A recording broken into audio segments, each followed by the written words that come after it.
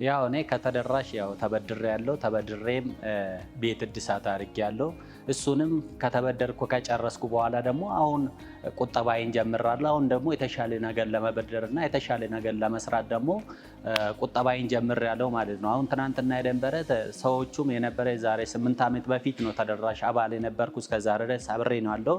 ትንሽ ሰው ነበረ፣ የመበደር አቅሙም በጣም ዝቅተኛ ነበረ።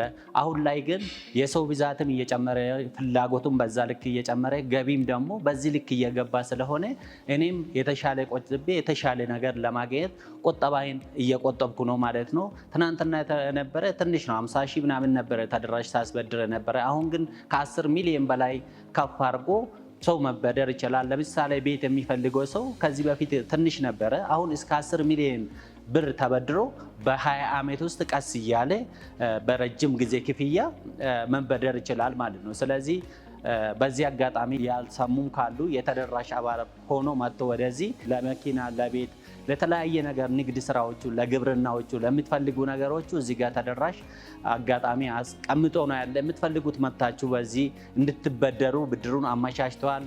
በጣም በረጅምና በአጭር ጊዜ ተብሎ ነው ተደራሽ አመቻችተዋልና አጋጣሚ ያልሰሙም ወደዚህ መጥቶ እንዲበደሩ ጥሪዬን አስተላልፋለሁ ማለት ነው። ትንሽ ቆጥቦ ትልቅ ይሁኑ። ተደራሽ ጥኖ ቁጣጣ ጉዳታ ተደራሽ